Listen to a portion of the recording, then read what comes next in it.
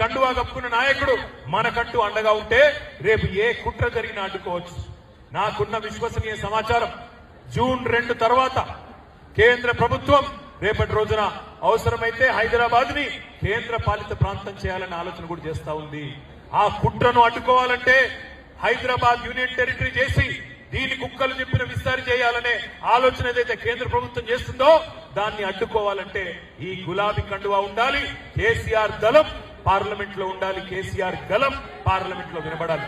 అందుకే దయచేసి మిమ్మల్ని కోరేది, మే 13 తారీఖు నాడు రాగిడి లక్ష్మారెడ్డి గారి కారు గుర్తు 4వ నంబర్లో ఉంది. తప్పకుండా మీరందరూ కూడా మూసాపేటలో కూకట్పల్లిలో కృష్ణారావు గారికి ఎట్లా అయితే ఆశీర్వాదం ఇచ్చారో అదే పద్ధతుల్లో లక్ష్మారెడ్డి గారికి కూడా ఆశీర్వదించండి. ఒక 10-12 సీట్లు మాకు అప్పచెప్పండి. సంవత్సరం లోపల ఈ దరిద్రమైన కాంగ్రెస్ ను బీజేపీని కూకటి వేళ్లతో పెకిలించి అవతల పాడేద్దామనే మాట